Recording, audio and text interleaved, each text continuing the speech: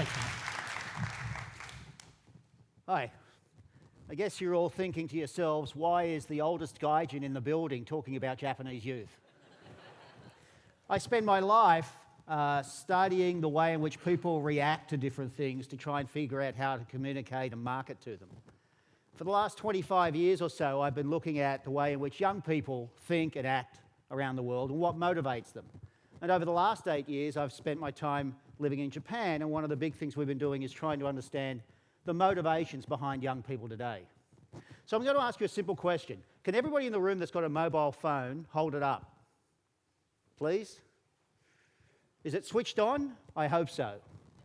Are you Googling me at the moment? I hope so.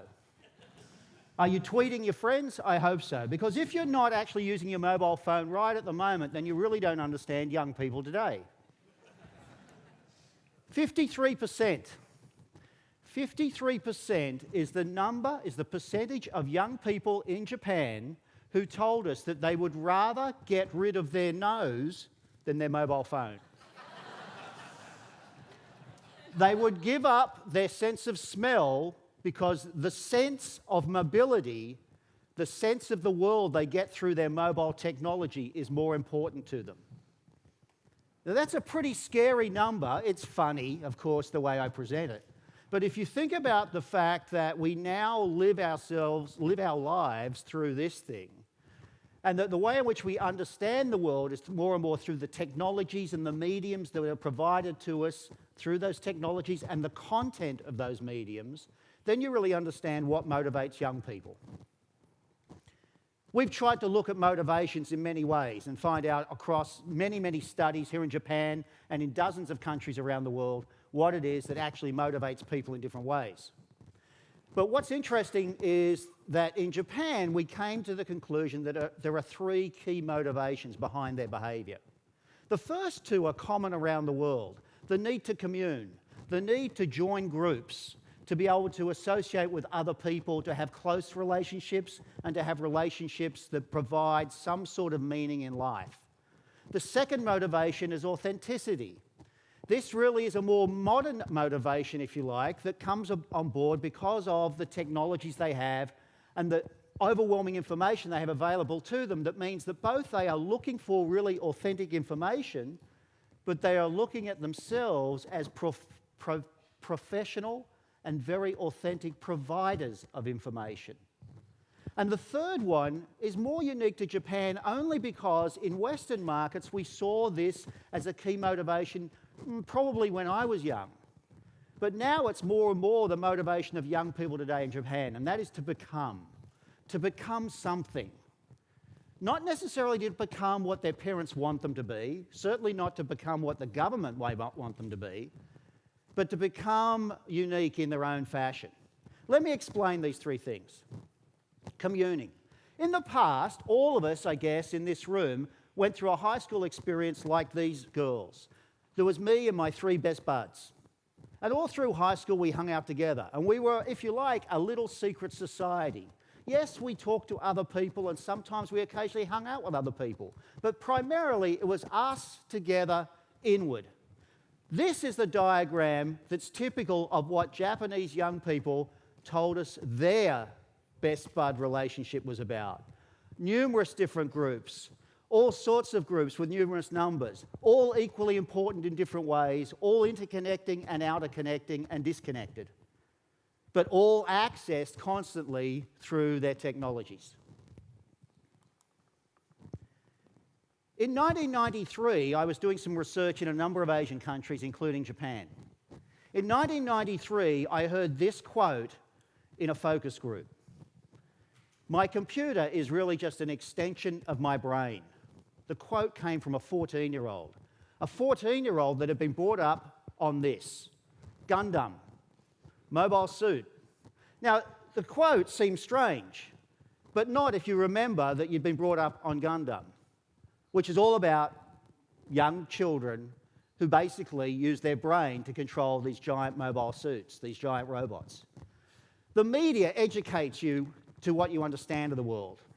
Today's young people in Japan are having a hard time trying to figure out what are they learning that's going to make them valuable within their own groups and societies. That's why this number is significant, 66%. 66% of 16 to 22-year-olds consistently have told us that they would like to be known as otaku. Not because otaku are some sort of geek freak, but because otaku means ultimate specialist, ultimate knowledge person. You know more about something than anybody else does, and that's their value they're looking for. The problem is that if you're an otaku, it's only valuable today if you are broadcasting that knowledge. The need to narrate has become the premier focus of life. This is why you're all sitting down there tweeting right at the moment, this guy's a jerk.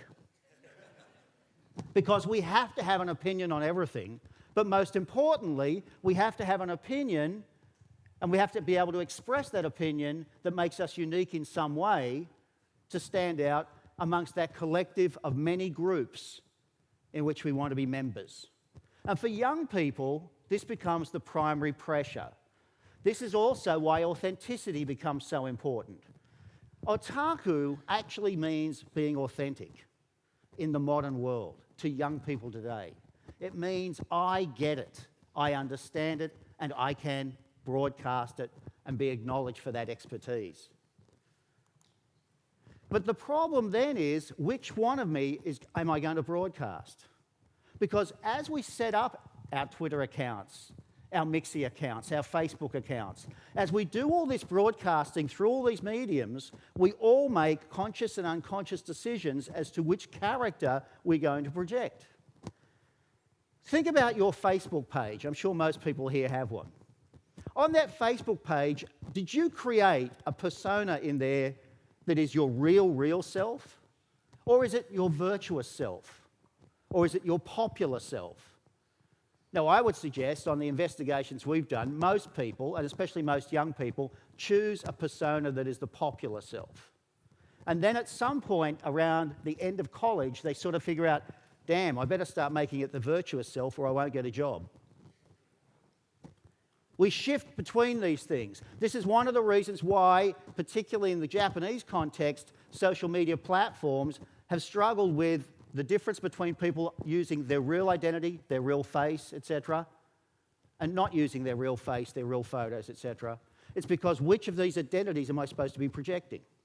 But this is all the way in which young people actually authenticate themselves.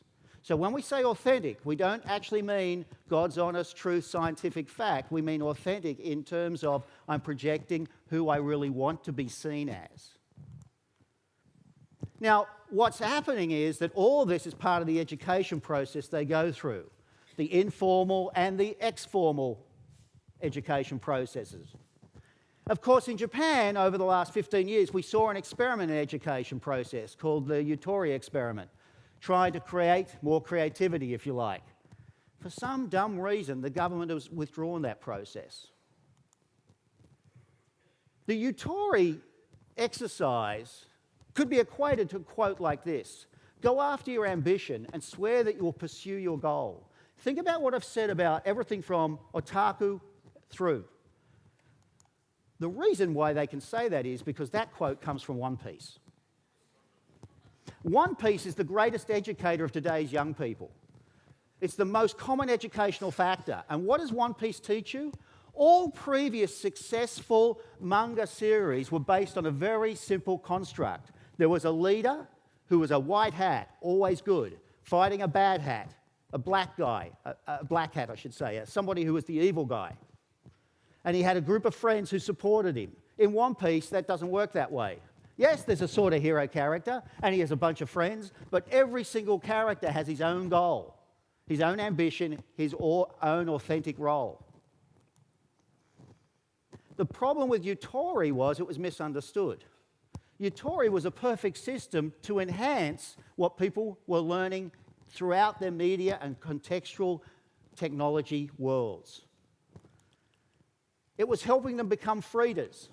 Freeders not in the sense of being a dropout or somebody who works at McDonald's, but a freeder in the truest sense that young people tell us it means. A freeder is somebody who's a free thinker.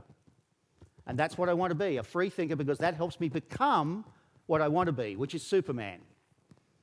I want to be the Superman in my own world.